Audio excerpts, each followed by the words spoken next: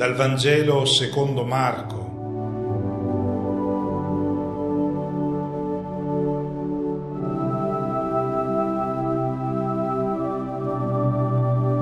Una buona domenica a tutti.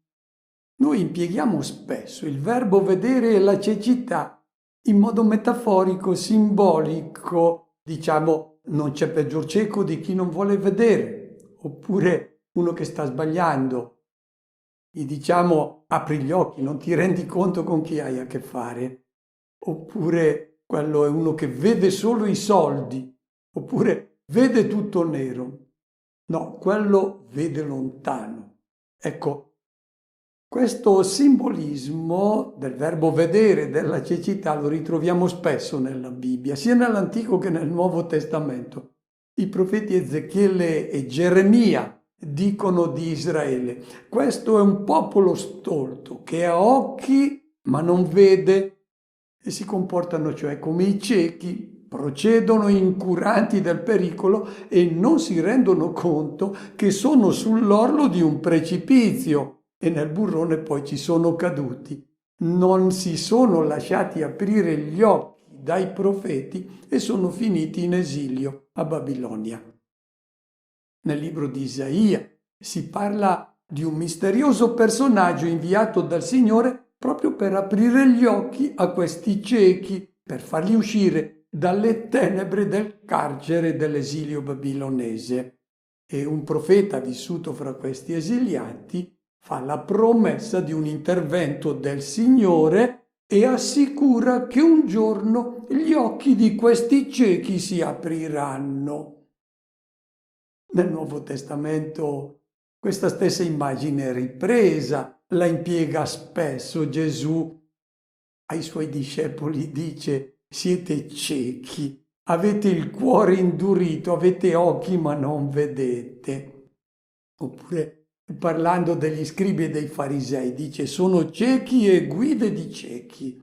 E poi dice: un cieco non può guidare un altro cieco perché finiscono poi tutte e due nel fosso.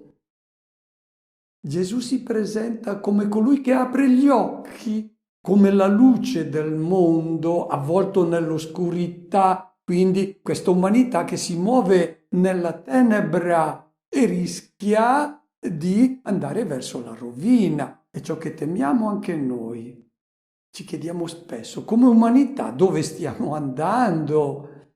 Verifichiamo la crisi ambientale, lo spreco di risorse in consumi effimeri, il dilagare della violenza, l'accaparramento egoistico dei beni del creato. Procediamo trastullandoci con i giocattoli digitali, ma dove sta andando la nostra umanità? Ecco, sentiamo il bisogno che qualcuno ci apra gli occhi. E Gesù si presenta come colui che apre gli occhi. Dice ancora un poco: la luce è tra di voi, camminate mentre avete la luce, perché chi cammina nelle tenebre non sa dove va. Nella prima lettera di Giovanni si dice: chi odia il fratello è nelle tenebre. Cammina nelle tenebre, non sa dove va, perché le tenebre dell'egoismo hanno accecato i suoi occhi. Ecco, i battezzati nella Chiesa primitiva venivano chiamati gli illuminati, cioè coloro che si erano lasciati aprire gli occhi dalla parola del Vangelo, o i fotistentes, gli illuminati. Nella prima apologia di Giustino, il battesimo è chiamato l'illuminazione. Ecco, il brano evangelico di oggi ci presenta la guarigione di Bartimeo, un cieco. E il racconto è ben più di una pagina di cronaca. Gesù ha curato un cieco, ma il racconto che ci fa l'evangelista Marco diviene una parabola in cui si racconta il passaggio dalla cecità alla luce donata da Cristo e dal Vangelo.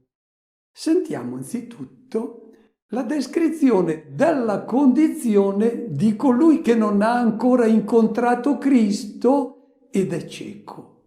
Sentiamo.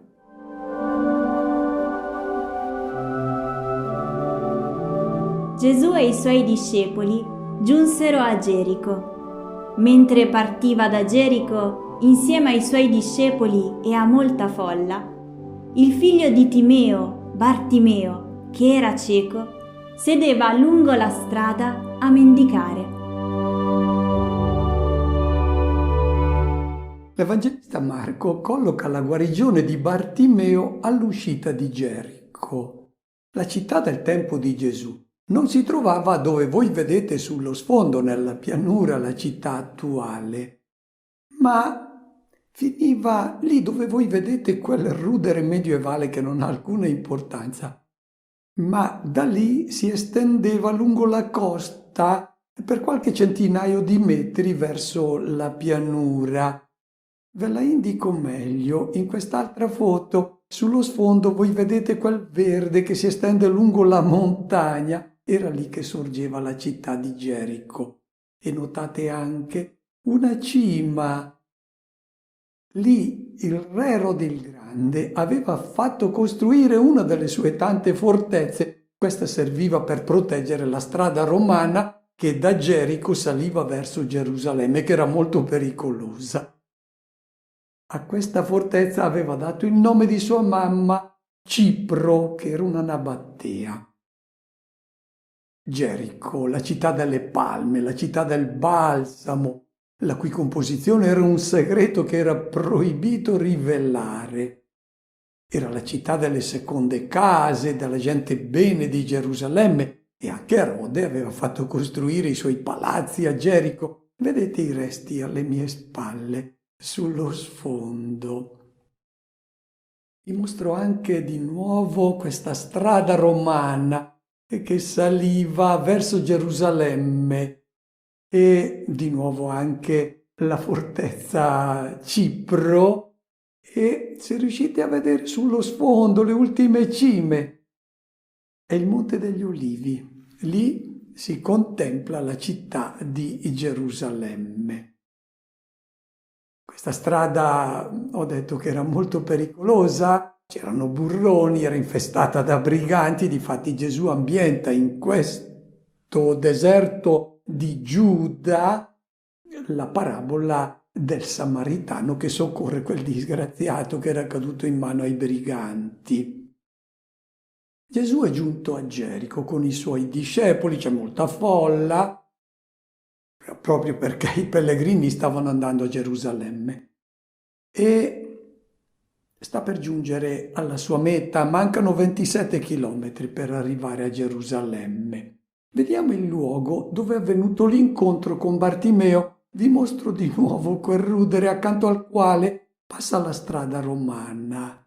Lì finiva la città di Gerico. Quello è il luogo dove Gesù ha incontrato Bartimeo. Per i mendicanti, l'uscita dalla città di Gerico era il luogo ideale per piazzarsi e implorare un aiuto dai pellegrini ben disposti, perché siamo in tempo pasquale. Non facevano l'elemosina per misericordia, perché se uno era cieco era a causa della sua disgrazia con i suoi peccati. Lo facevano perché era un dovere fare l'elemosina. Vediamo chi è questo personaggio e noi leggeremo adesso il racconto non come un fatto di cronaca, sì, Gesù ha curato un cieco, ma come parabola del passaggio dall'oscurità, dalla cecità verso la luce. Chi non vedeva un senso nella sua vita, quando incontra Cristo, copre finalmente la luce che guida la sua esistenza e dà un senso alla sua vita in questo mondo. Il nome di quest'uomo, Bartimeo, il figlio di Timeo, in realtà non è il suo nome, è il suo cognome. Si dice chi è suo padre e si insiste troppo su questo Timeo per non capire ciò che l'Evangelista ci vuole dire Timè in greco significa l'onore. Questo è il figlio di chi cerca l'onore in realtà. Ci sta dicendo l'Evangelista che questa è l'origine della cecità in cui si muovono le persone che non hanno ancora ricevuto la luce di Cristo. Ritengono che l'unico obiettivo che dia senso alla vita sia avere onori, ottenere prestigio, potere, ricchezza, piaceri. In realtà questa è la cecità dei discepoli di Gesù che ancora non si sono lasciati aprire gli occhi sul vero senso della vita. Loro che cosa fanno? Continuano a osservare, stanno andando verso Gerusalemme, ma sulla destra, a poche centinaia di metri, loro contemplano i palazzi di Erode. Quello è il loro sogno, loro puntano a questa vanagloria. Gesù non è ancora riuscito ad aprire loro gli occhi per far capire che la vera gloria non è quella di Erode il Grande, quella di chi possiede palazzi. La vera gloria è quello che lui manifesterà donando la propria vita. Vediamo adesso le caratteristiche di questa persona cieca che non ha ancora incontrato Cristo che gli apre gli occhi. È seduto, è avvolto nella tenebra, ha i piedi ma non può muoversi perché non saprebbe dove andare, dove dirigersi. Lui è sempre accompagnato da altri negli stessi luoghi, ripete ogni giorno come un automa gli stessi gesti, gli stessi movimenti, le stesse parole. Quindi più che vivere, vegeta, tira a campare, non coltiva ideali che vadano al di là della soddisfazione dei suoi bisogni immediati. Nella parabola è l'immagine della vita che conduce chi non ha presente, chi non vede il senso ultimo del suo esistere. Costui è coinvolto in un perenne succedersi ciclico di nascere, vivere, morire, senza una meta. Ho fatto bene le elementari, quindi ho fatto bene le medie e quindi sono stato molto bravo nelle superiori, preso voti eccellenti all'università, mi sono laureato, ho trovato una professione, poi mi sono fatto una famiglia, ho avuto dei figli ai quali ho detto fai bene le elementari, così fai bene le medie, le superiori.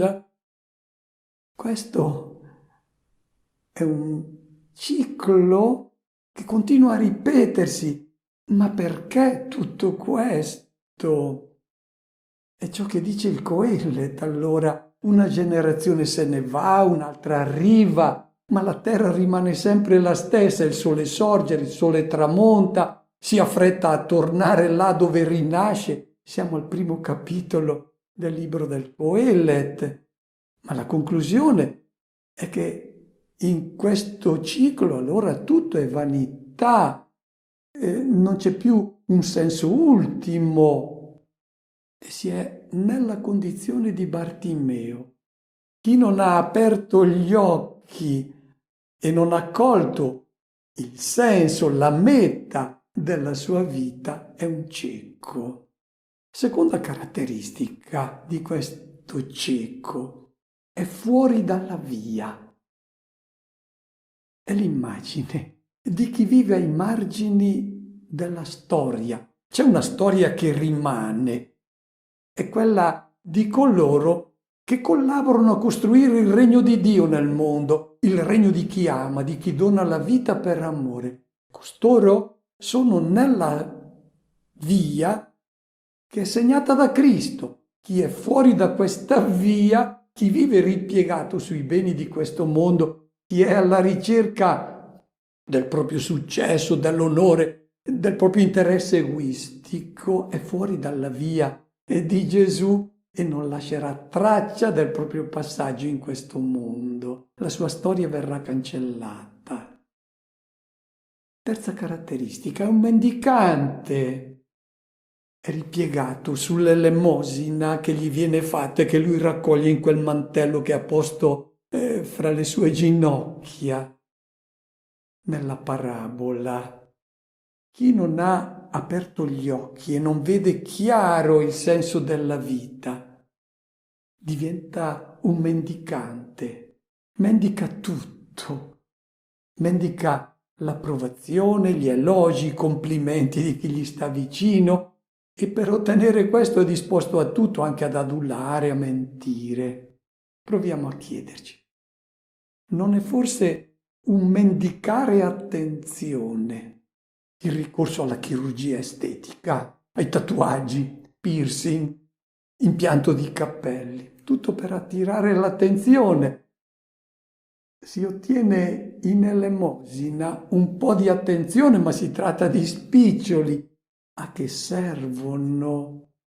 Se si vive per questo, ci si accontenta davvero di poco. I veri valori della vita sono altri, non queste elemosine. Dice il Coelet molto bene al capitolo 3: Dio ha fatto bella ogni cosa e ha messo nel cuore degli uomini l'infinito, Aolam. L'uomo è fatto per l'infinito, non per questi spiccioli che si vanno mendicando. Chi ha gli occhi aperti e ha colto il senso del proprio esistere è cosciente del proprio valore e non ha bisogno di mendicare stima e attenzione. È felice di suo. Qual è allora la salvezza di queste persone che sono cieche?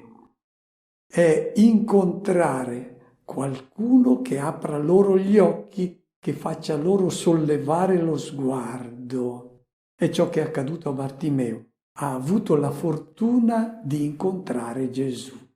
Sentiamo. Sentendo che era Gesù Nazareno, Bartimeo cominciò a gridare e a dire: «Figlio di Davide, Gesù, abbi pietà di me!» Molti lo rimproveravano perché tacesse, ma egli gridava ancora più forte: «Figlio di Davide, abbi pietà di me!» Bartimeo è l'immagine di chi a un certo punto si rende conto che sta conducendo una vita senza senso, inaccettabile, e cerca una via d'uscita.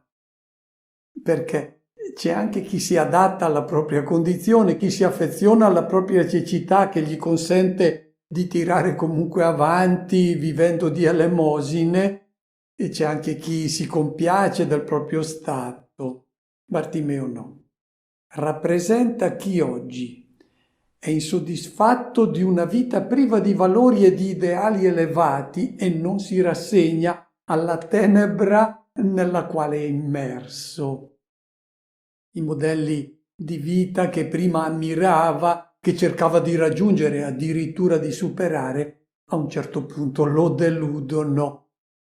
E queste inquietudini le dobbiamo lasciare emergere, lasciarle parlare, non vanno tacitate, perché portano alla ricerca di chi ti può aprire gli occhi a una nuova luce. Bartimeo non ci vede, ma sa ascoltare, e in mezzo alla confusione di tante voci che si sovrappongono, lui ne coglie una, quella di Gesù, l'unica voce che lui sente può tirarlo fuori dalla sua condizione di non vita. Eccolo il messaggio della parabola. All'incontro con Cristo, colui che ti può aprire gli occhi, si giunge attraverso l'ascolto della sua parola, che è il suo Vangelo. È questo Vangelo che apre gli occhi e dà la risposta alle tue inquietudini. Bartimeo si rivolge a Gesù, è a lui che grida la sua richiesta di aiuto e supera le esitazioni, le paure, l'imbarazzo, perché non vuole rimanere in quello stato. Non ci si deve vergognare di prendere coscienza della propria cecità spirituale e di manifestare l'insoddisfazione che si prova quando non si riesce a dare un senso alla propria vita e chiama Gesù per nome, Yeshua, colui che salva. La salvezza non è essere portati in paradiso dove il Padre del cielo accoglie tutti. La salvezza deve essere oggi, al più presto. Bisogna lasciarsi aprire gli occhi dalla parola di Gesù e dal suo Vangelo per condurre una vita autentica. Ecco il Gesù, il nome di colui che salva. E comincia a gridare Bartimeo, ma il suo grido disturba molta gente. Chi rappresentano queste persone che sono disturbate da questo grido? Marco sta facendo catechesi. Rappresentano coloro che stanno provando le stesse inquietudini di Bartimeo perché sono ciechi come lui, ma vogliono essere lasciati tranquilli perché sono affezionati alla loro condizione, si sono adattati a una vita che non è vita. Marco vuole dirci che chi vuole incontrare la luce di Cristo deve mettere in conto anche queste difficoltà, queste opposizioni, queste incomprensioni. E la prima opposizione viene da chi cerca di scoraggiare colui che cerca la luce. Lo invita a lasciar perdere, a pensare a godersi la vita come fanno tutti, a non dare importanza a certi interrogativi che vengono dal profondo del cuore, lasciali perdere. E costoro possono essere i colleghi di bisbocce, i soci in affari ambigui e anche gli amici che per superficialità sorridono dei tormenti dell'anima, obiettano che si tratta di preoccupazioni di gente labile, non al passo con i tempi, roba da medioevo. Bartimeo indica come vanno superati questi momenti di difficoltà. Non ci si deve scoraggiare, si deve continuare a cercare e a invocare la luce. La seconda difficoltà da mettere in conto viene da coloro che stanno attorno a Gesù, che dovrebbero aiutare il cieco ad avvicinarsi a Cristo, invece costituiscono anche loro un impedimento. Oggi noi incontriamo il Maestro attraverso la comunità dei discepoli, ma questi a volte con la loro vita offuscano la luminosità della proposta di uomo fatta da Gesù.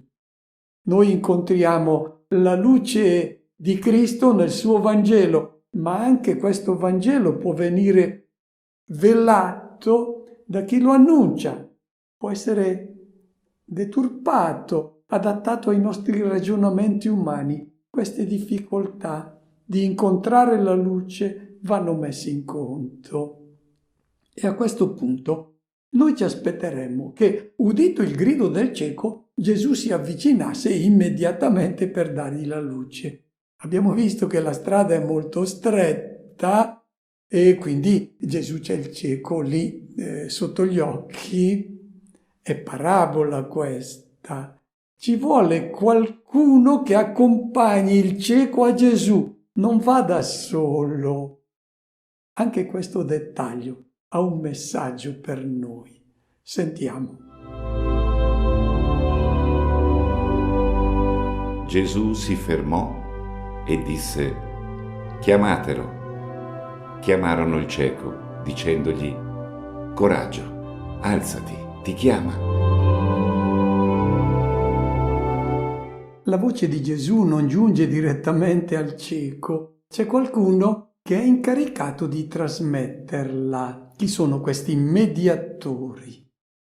Rappresentano gli autentici discepoli del Maestro, sono coloro che sono attenti, sensibili alla richiesta di aiuto dei fratelli in difficoltà. Vero discepolo di Cristo, un angelo del Signore, è ad esempio colui al quale un collega d'ufficio confida la propria insoddisfazione, le proprie inquietudini, perché si sta rendendo conto di essere allo sbando nella vita. Ecco, e quello è il momento in cui il vero discepolo si ferma ad ascoltare, a cogliere l'accorata richiesta di aiuto del fratello e lo accompagna a Cristo. E come si accostano al fratello in difficoltà questi angeli? Come si devono prendere cura di lui? Ci viene detto con 3 verbi. Il primo, gli devono dire coraggio. Il discepolo di Cristo sa che chi si lascia aprire gli occhi dalla luce del Vangelo sarà posto di fronte a una scelta di vita non facile. Sarà chiamato anche a un cambiamento radicale. Ecco la ragione. Per cui il primo imperativo è abbi coraggio. Metti in conto che non sarà semplice seguire la luce che ti dona Gesù. Secondo, alzati. Il verbo greco è egeirein, che significa risorgi. Inizia per te una vita completamente nuova, da risorto, una vita impegnativa, ma l'unica degna di un uomo. Terzo verbo, chiama te, chiama proprio te. Non è una proposta generica che lui fa all'umanità, è interessato a te. Sei tu che sei prezioso ai suoi occhi, è con te che vuole instaurare un rapporto di amore. Vedete come l'incontro con la luce di Cristo dipende da questi mediatori del Vangelo, dal modo con cui costoro si accostano al fratello, non con rimproveri, ma con la tenerezza del Maestro. E adesso il cieco si muove per andare a ricevere la luce di Cristo. Facciamo attenzione a ogni gesto che compie, perché l'Evangelista Marco li nota perché contengono tutti un messaggio per noi. Sentiamo. Egli, gettato via il suo mantello, balzò in piedi e venne da Gesù. Allora Gesù gli disse: «Che cosa vuoi che io faccia per te?» E il cieco gli rispose: «Rabbunì, che io veda di nuovo». E Gesù gli disse: «Va, la tua fede ti ha salvato». E subito vide di nuovo e lo seguiva lungo la strada.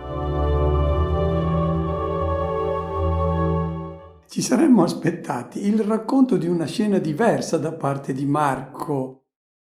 Avrebbe dovuto dirci che qualcuno si è avvicinato a Bartimeo, lo hanno aiutato a rimettersi in piedi, poi gli hanno sistemato il mantello sulle spalle, hanno preso cura anche di quei pochi spiccioli che c'erano nel mantello per poi riconsegnarglieli e poi, preso per un braccio, lo hanno accompagnato da Gesù. Invece Marco ci dice che il cieco è balzato in piedi, ha gettato via il mantello con tutto quello che c'era dentro e poi è corso da Gesù. Come cronaca questa scena è poco verosimile e difatti non è cronaca, è una scena simbolica. Il mantello anzitutto. Come ogni mendicante, Bartimeo l'aveva sulle ginocchia proprio per prendere le elemosine. Il gesto che lui compie di gettar via tutto indica il distacco completo, deciso, radicale dalla condizione in cui lui è vissuto. La vita che ha condotto fino a quel momento non gli interessa più, la getta via.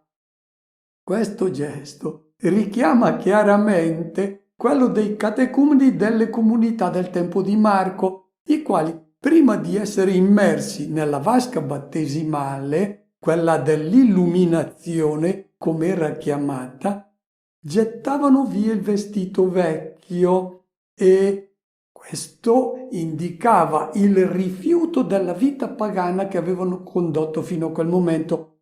L'abito, nella cultura del tempo, indicava le azioni di una persona, perché come noi riconosciamo una persona dal modo come veste, e così noi riconosciamo una persona dalle sue azioni. Ecco, questa vita corrotta che avevano condotto fino al momento del battesimo veniva gettata via. Quindi tutti i comportamenti fatti di compromessi e che erano incompatibili con le scelte di chi è stato illuminato da Cristo dovevano essere buttati via. E poi il battezzato era rivestito di un abito nuovo, bianco, luminoso, indicava che dalla sua persona, da lì in avanti, doveva trasparire la vita luminosa di Gesù di Nazareth.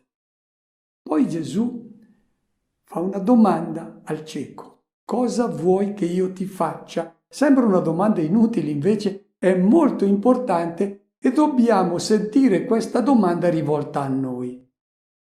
L'abbiamo già ascoltata la scorsa domenica, rivolta ai due figli di Zebedeo. Gesù ha chiesto loro: cosa volete che io faccia per voi? Vuol dire: cosa vi aspettate da me? Domanda rivolta anche a noi: cosa ci aspettiamo noi da Gesù di Nazareth? I due figli di Zebedeo gli avevano detto: noi da te ci aspettiamo onori, posizioni di prestigio, successo in questo mondo, denaro, gloria. E Gesù aveva detto: non sapete ciò che chiedete. Io non ho mai promesso queste cose. Il cieco fa la richiesta giusta, chiede ciò che Gesù vuole realmente dare, la sua luce, in modo che tu veda chiaro dove stai andando nella tua vita. Bartimeo chiede Rabbunì, che io riabbia la vista. Il verbo greco è anablepo, che indica voglio guardare in alto. Finora ho sempre guardato in basso, alle elemosine che mi davano. Adesso voglio sollevare lo sguardo. E difatti Gesù gli dice: va, la tua fede ti ha salvato. Il fatto che tu hai creduto che il dono che io ti posso fare è la mia luce ti salva, perché io ti dono questa luce e tu vedrai il mondo, la tua vita, tutta la realtà così come la vede Dio. Perché adesso saprai dove stai andando, come muoverti senza deviare, senza lasciarti sedurre dai cammini di morte. Noi tutti abbiamo fatto l'esperienza di trovarci di fronte a un panorama, a volte avvolto nella nebbia, altre volte invece in una giornata splendida. Le cose sono le stesse, ma sono viste in modo diverso, quando c'è la luce e quando invece manca questa luce. È ciò che accade a chi ha ricevuto la luce di Cristo. Il mondo, la vita, le cose, tutta la realtà è la stessa, ma viene vista in un modo diverso. La vita, il dolore, le gioie, la morte, le feste, i lutti sono gli stessi, ma quando si ha la luce di Cristo si capisce il significato che hanno e si impara ad amare ogni realtà. Va, la tua fede ti ha salvato, e subito riacquistò la vista. Di nuovo il verbo greco, guardò in alto. Adesso ha ricevuto quella luce che solo Dio può dare e si mise a seguirlo lungo la via. Adesso segue Gesù sulla strada che lui traccia con la sua persona, che è quello della vita donata, non quella di chi ricerca gli onori e le glorie di questo mondo, come chiedevano i due figli di Zebedeo. Chi fa la domanda giusta a Cristo riceve ciò che lui ci vuole dare, la luce per vivere come lui è vissuto. Auguro a tutti una buona domenica e una buona settimana.